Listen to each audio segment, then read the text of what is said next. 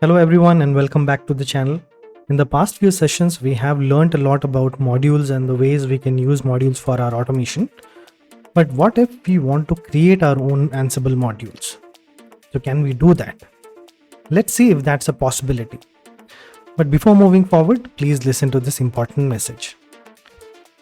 During these testing times, I request you to please stay at home, stay safe. If you have to step out, please wear a mask, follow social distancing norms, wash your hands, and if you feel sick, stay at home and follow proper medication. By following these rules, we can all be on the winning side.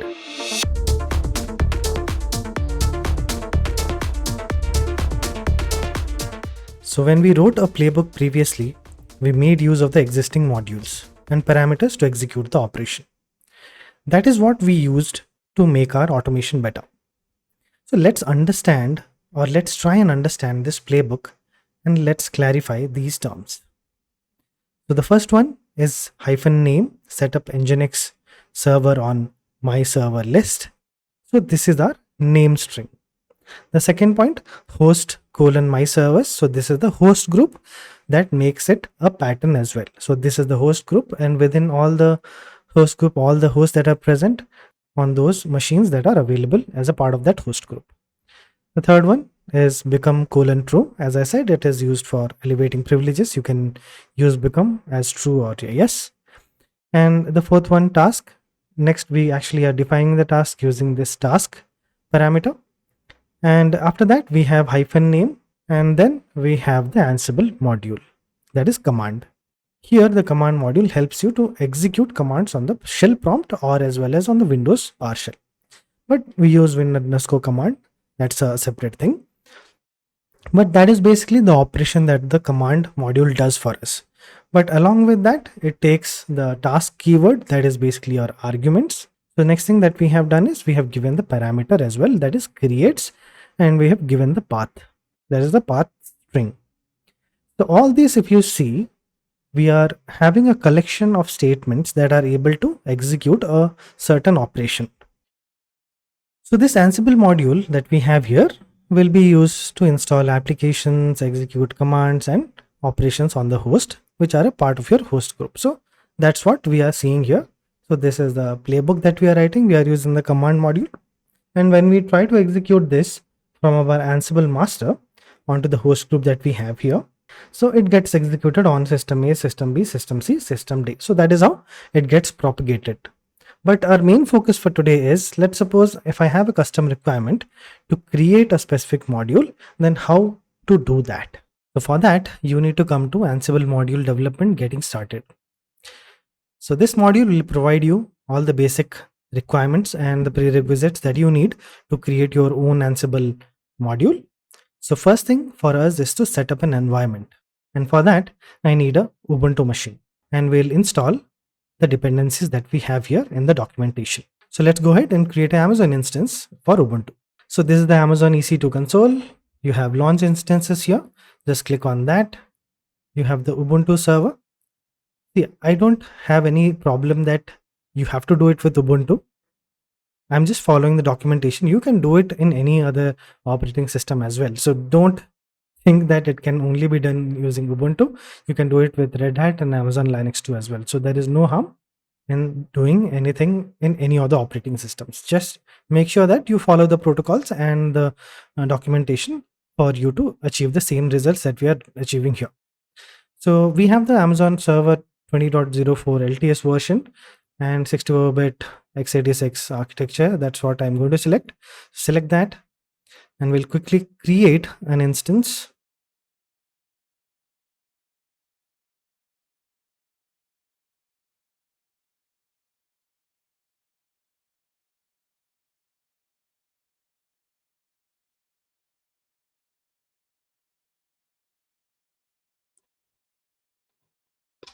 So let's wait for it to get started.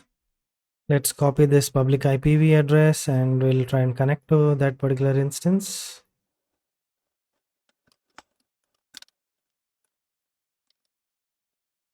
Remember, the username for Ubuntu machines will be Ubuntu, not EC2 user. So don't get confused if it does not work. Just give the username as Ubuntu. and just save it. That's it. So there's the one that we are using right now. So just add and continue. So you might be thinking that what we are trying to achieve here. The first thing that I want to tell you is that for everything that you want to achieve or you want to write, let's suppose you're writing a code on Python. So for that, you need Python installed, isn't it? If you want to run it. So just like that, if you want to run Ansible commands, you need Ansible to run it, isn't it? But for you to have your development environment set up, you need the Ansible core code itself. And on that itself, you're going to modify some of the files and you're going to add some of the files for your own customization. And that's how it works. So if you have your own Ansible code or the root level code that you have, then you can make changes to that. And once you run that particular environment, then you will be able to make use of the custom scripts that you have or the modules that you want to create. We'll just see what is the present working directory here. So home/Ubuntu, and we'll come here and we'll clone the repository. There's the first step, and let's clone the repository for Ansible. So you will get the Ansible code.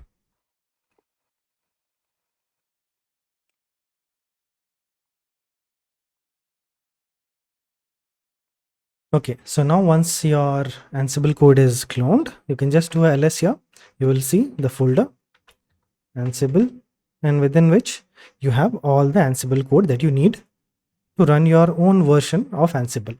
The own version of Ansible means if you have to customize something, if you want your own code to be present in one of the command modules or anything that you want to customize, you can do it here. It will not affect the overall environment that you have. So now what it is telling is change the directory into the repository root, create a virtual environment.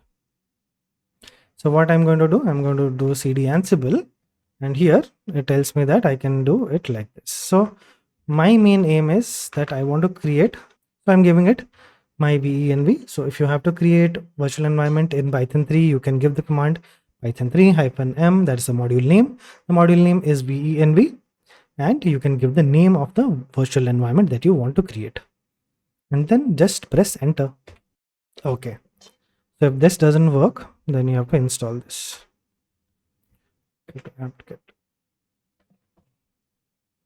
Let's install the virtual environment.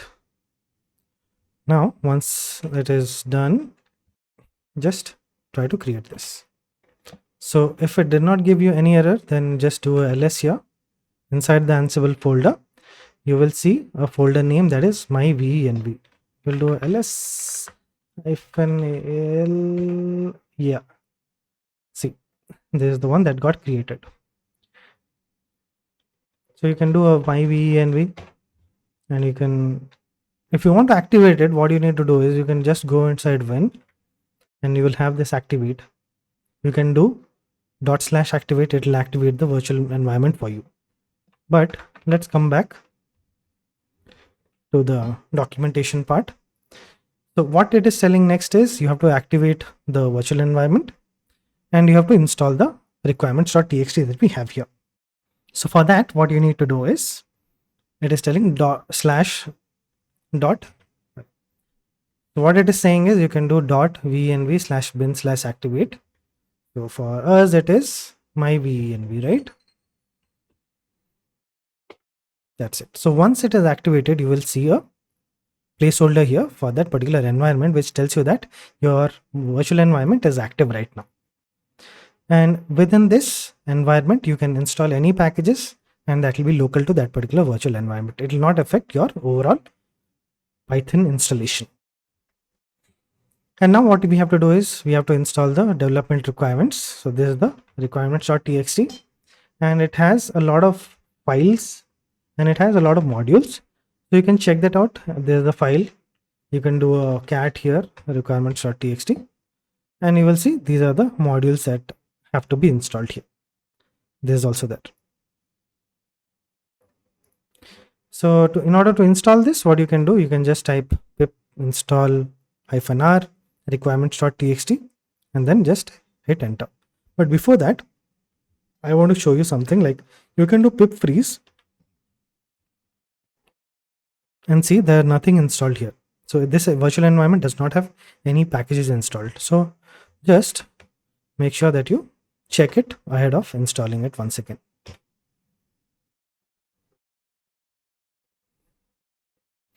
Now that that has been installed, what you can do, you can just do a pip freeze again. You see, all the packages that were inside that requirements.txt have been installed now. The next thing is to run the environment setup for each dev shell processing. So you can just do this as well. So hacking, this folder is there, hacking, we have to activate this as well. So just do environment setup. Okay. So the path, Python path and everything has been set so that Ansible can make use of it. Now your development setup or prerequisites are done. The next thing that you have to do is write your code. And whenever you want to come back and you want to start working on this once again, you can just copy this same thing.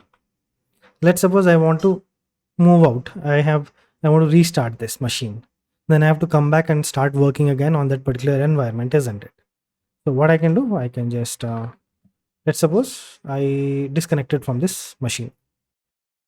Okay. Remove it. Close it. And this is the machine that I was currently working on, right? Isn't it? So I'll just double click on that. And if you see, currently I don't have that prompt for virtual environment. What I can do, I can just do a cd Ansible, and within which I can actually type my VNV activate and hacking environment activate. That's it. So now this is also done, and my virtual environment also is being activated. So I'm good to go now. So every time I come back and I restart the machine or anything that goes bad, like if I want to restart the things once again, I can just come back and execute the same command and I'll be good to go. So here you have information like you can create your info modules and fact modules, which gives you information about what the actual module is doing. And you can have a documentation as well based on these info and fact modules. But our main focus for today is if I have to create a module for myself. So in order to create a new module, navigate to the correct directory from your new module. So within Ansible, there is a modules folder within which if I have to create a module, I have to add my file there. So lib Ansible modules will go there. So if I have to see here, so we have lib, inside which I have Ansible, inside which I'll have modules. Isn't it? Do a ls here. And if you see, most of the modules that you are going to use in Ansible will be present here itself. See, we have command module here. If you open this and if you read the command module, you will understand that it is just a Python script. It is telling you what to pass as an argument in the playbook, and it will execute it based on the arguments that are provided there. So similar to that, we have to create our own module as well.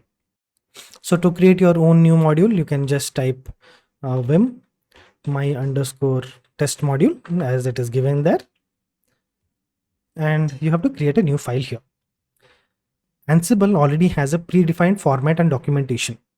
So based on that, you have to write your own modules as well. So for that, what Ansible tells us is that you can paste the content below on your new module file, and it includes the required Ansible format and documentation, a simple argument spec for declaring the module options, and a sample example code. So this code that you see here can be straight away used, and we have to just modify this code to make a particular Ansible module. And that is as per the Ansible standard. So we'll not modify them. We'll just tweak them for our requirement. Just copy this. Hit I. Just paste it here. Okay. Just see here now. From the top. So you have your shebang. You have the copyright details, the licensing. Module does. You can write your own things here like short descriptions, like this is my test module. You can modify this. There's no problem with that. You can provide the information like what does it do, what parameter it takes, what argument it takes, what type of argument it takes, whether it should be a string or boolean. You can provide everything here, and you can provide an example code as well for users to use. So this is the place where the actual execution happens. So within this you have module arguments. So here if you see, it takes two arguments, name and new. You can tweak that based on your requirement. So this is just test module. So when you pass a particular name here, it is just going to return a string for you. So that is just a basic purpose of this particular module. This is just a test module. So we'll just see how we can run this.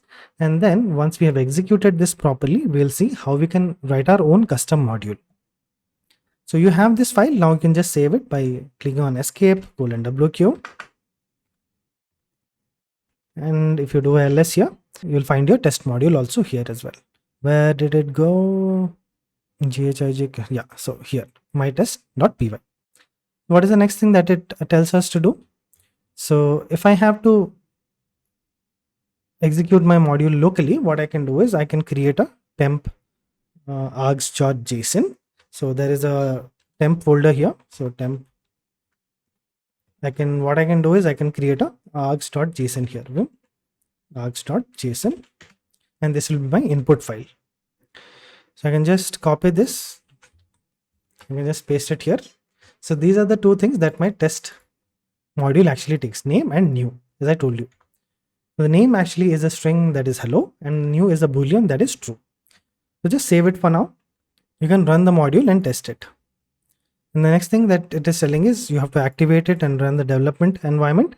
These two has already been done. So the next thing that we have to do is we can just run this module. So what is the command that we are showing here? So this is just a test command. So python-m ansible.modules.mytest. So mytest is the module name, and then it takes the argument from here. So once you run this, it will give you the basic formatting of what a particular result should look like. Okay. So as I told you, if you have made the new equals true, then it will keep the status as or changed equal to true. Original message will be hello. Message is goodbye. So that is the purpose of this particular module, that once you pass a string here, it will give you a message, and the invocation will be module args name hello and new equal to true. So this is the basic input that have been provided. This is just a simple execution. So let's suppose I want to write a playbook for this. So that option has already been given. So I can go back to my Ubuntu, my home folder, and I can create a playbook here, test mod. Okay. So now I can just copy this. And this playbook is very simple. You have to provide a name, and host is localhost. It means that you are testing this particular module locally. You're not going to install it on any other machine or any VM. And we have two tasks here. So first one is run the new module. So here we are passing our own created module, that is my_test that we created. So that name of that particular module will be same as the Python file name that we have provided there.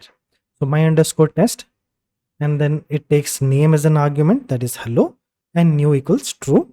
And we are registering the output that we are collecting from this particular module in register, that is our variable is test out. And then we are dumping the test output to this particular debug message. So that is as simple as it can get. Just save this. So now we have the playbook. So how to run a playbook? We can just type Ansible-playbook. So what you can do is Ansible playbook /test mod.yaml. So now if you don't specify any other module and the host does not have any other modules, so it will take the local host by default. And if you see here, we have the dump test output, and there's the debug message that we are getting. So changed equal to true, failed equal to false, message equal to goodbye, and original message equal to hello. So now what we have achieved is we have successfully run the development setup. We have written a test code, and we have successfully tested it on the local environment. I have to write an Ansible module which can take a string and encode it and give me the result. And that same module should be able to decode if I provide a encoded string to it. You understand the requirement? So the same module, it should take the string and it should encode it, and also it should be able to process a encoded string or a byte string into a normal string that we have. So it should perform both the base64 encoding and base64 decoding. So such is the requirement for us. So what I'm going to create is I'm going to create a base64 mod that will be my Ansible module, and the type of arguments it will take is the name, that will be the string, type will be either encode or decode, and new equal to true or false based on the status change that I want to do. And the playbook will be exactly like this. I'll register the output, whether it is encoded output or the decoded output, and I'll dump it to my debug message. So this is the particular requirement that I have right now. And we are going to write some basic Python commands. So if you are not aware of Python, don't worry, this is very simple. Anyone who has some basic understanding will be able to write this, or you can just copy the same code that I have given here, and I will be giving this on the Git repository as well. You can copy the same thing and you can try and experiment on that and try to learn things in a simple way, so that when you try to achieve something big, you will not have that initial hurdles. So try and make use of the initial time that you have and try to learn things that you are able to understand and grasp. Don't worry if you're not aware of Python. It's not a mandatory thing here. It is better to learn it, but if you don't know it, don't worry. You can just learn this and you can see how simple it is. And if you get the confidence now, you can as well go ahead and learn Python and execute your own operations as well. So first of all, we have to create our own module, and we'll go to that particular path that we had, the module path, and we'll write our own Python code. I'm going to create a new file. So my new file will be base64 mod. Base64 mod.py, and just hit enter. So this is the placeholder for me to write the code. So my benchmark that I am going to set is basically, so let's create a base64 mod.py, and what I'm going to do is I'm going to copy the same content that I need, and I'll just modify my code here. So go ahead and copy this, just paste it here. Okay, so now this is done. So I don't want to modify this Terry Jones 2018 copyright and everything. Let's just add my name at the bottom by Pythoholic 2021. And this is fine. We don't have to mess up with the import statements. The documentation is also fine. And this is not going to be my test. It will be base64 mod. And this will be my test module. Okay. So this is my base64 module, encode and decode. So the first thing that you have to go is you have to understand that it starts from main and it goes to main. It is going to run module, isn't it? So run module is this particular function. So the module arguments that you see here is basically the arguments that you pass. So the next thing that I wanted to give was type, isn't it? So type equal to dictionary, and the string, that is basically a string, and required equal to true. So that's a mandatory value for us. Now come down, you don't need to change this, not a problem. There's the original reference dictionary. So it is just creating the module object here. There's the check mode analysis. And after that, this is the place where you're going to edit your code. So it's written here as well, manipulate or modify the state as needed, where your module will do what it wants to do. So this is the place where you're going to have your own code. So first what I'm going to do is I'm going to check if module dot params. I'll just copy this. I don't want to do any spelling mistakes. So the first thing that I want to check is it should have either encode or it should have either decode. Otherwise, it should throw an error for me. It should be either encode. So what I'll do is I'll give a flag here, status flag. So if it is encode, then what it will do is it will set the flag to true. or else if it is decode, it will set the flag decode status equal to true. And just copy these things and just keep it here as variable declaration decode and set the flags to false. So this will be the default flag status. Okay, let's save it. So now our input validation is partially done. I don't want to do much here. You can as well do the input validation for your strings that you provide. So now the next thing what we have to do is we have to raise an alert here. So for that, you see we have a message here like module exit JSON. Similar to that, we have fail JSON here. So with this, we can actually raise error messages. You can just copy this, or you can just copy this as well. Just delete this. So what I have to check is if not encode status and not decode status. If both of them are false, then what I'm going to do is I'm going to throw an error exception. So that will be bad input. And it should be encode or decode. Okay. So this is the message that I have here. So it will fail the JSON. The next thing is once I have the input validation done, I have to change string to base 64 and return it. So now what I have to do is, so this is my encode part. So if encode status, so at a time only one operation can be there because there is only one type. So just make sure that you don't get confused here. So message will be, the message is equal to module.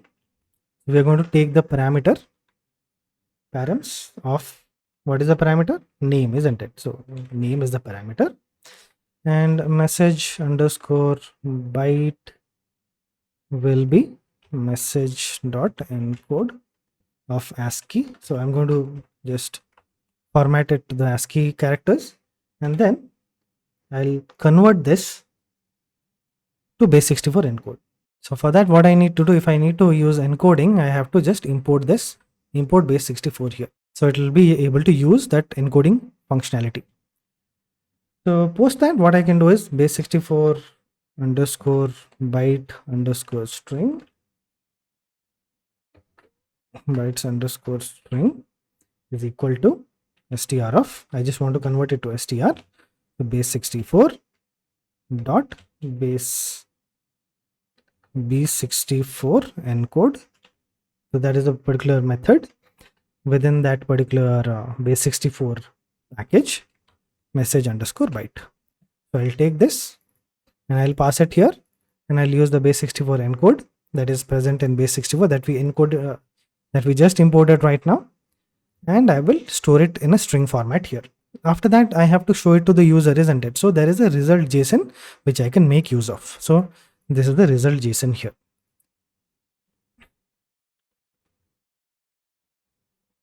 See, there's the result JSON. So that is what I'm going to use here. So result of original message is equal to message, which is basically your module parameters of name. And then copy this once again, just paste it 3 times. So encoded message will be 64 byte string, and then message, we have to give some message to the user, so that will be basically your string. Your data is encoded to base 64. Enjoy. Okay, so your users can enjoy now. So now what we can do is we can use the same logic here to decode the string. Just use the same thing here, and we'll just change a few things. Change base64 to normal string and return it. So here it will check for decode status. So module status, module parameters is name. The next thing that gets changed here is message base64. So we'll change this to a new name. So this will be my base64 underscore name message. And this one will be base64 underscore bytes message. So this will be base64 message dot encode of ASCII, and then base64 byte string str of base64 dot decode of base64 bytes. So we are taking this byte here and we are providing it here, and we'll just convert this. So original message here will be base64 message decoded message will be base64 byte string, and message will be decoded to normal string. Okay, just copy this and we'll just paste it here. So we have the decode status, we have the encode status. Okay, we have the validation, we have the variable declaration or the status flag declaration. We have given it the type is equal to dict of str. Yeah, that's fine. Just save this. Now I'll create a playbook in our home folder. So I've created this. So what exactly it tells is that it will take the host as localhost. It will take the name as hello, that is a string that we want to encode. So type equals to encode here, status change equal to true, and the test results will be dumped into that particular debug message. So this is what I need. So let's create another playbook here. So this will be my playbook 64.yaml. Press it I, Control V, paste it, and this is the playbook that we have. So the playbook is this. So it executes localhost. So it executes on the localhost, and it uses base64 mod that we have recently created. It takes hello as a string and it encodes it. Let's go ahead and run this. Okay, so Ansible -playbook./playbook64.yaml. Just hit enter, and it should basically encode your string. So this is the original message. There's the encoded message. The message that I wanted to give to the user was your data is encoded to base64. Let's copy this. Let's copy this string that is basically your, so that is basically your encoded string, isn't it? So I'll just modify this playbook. I'll just modify here and I'll show it to you. Let's just modify the playbook. Here I will provide now decode, and the string that I have is this one. So this is the encoded string and I want to decode it. So the type will be decode now, and we'll run the playbook now. So we'll see whether it is able to decode or not. Okay. Yeah, so the original message was this. It is able to decode it to hello. So that is one of the very simple requirements that I had. Let's suppose I give something else. Let's see what happens. Let's suppose I gave it let's save it and let's run it. What happened? When there was a condition that we had put for input validation, it has actually helped us to identify that that was a bad input. It should be either encode or decode. The benefit of using input validation is that whenever there is a wrong input, it basically helps you identify what exactly the error was, and based on our input validation we were able to supply a very good understandable message so that our users or someone who is going to use our module will be able to understand if there is any error. So you have to do the same thing. You have to follow protocols, you have to follow the measures, and you have to follow the standards and ensure that your code is going to be used by someone else So you make sure that your code is understandable enough and there are proper error handling mechanisms in place, and all the messages that you write for your error handling should be meaningful and others should not face any problem while using your modules. So that's it for today's session on Ansible demo. That is basically how to create your own Ansible modules. I hope it was easy to understand, and I hope you will also experiment this by creating your own environment, your test environment, and installing the Ansible SDK. And you will let me know how did it go for you. And if you faced any problems, then please put them in the comment section below. I'll try and answer them. And if you wish to support me, then the links to Instamojo, PayPal, and Patreon are given in the link in the descriptions. And you can join the membership on the channel as well if you wish to support the channel. So wishing you all the good health and success. Until then, it's Pythoholic signing off.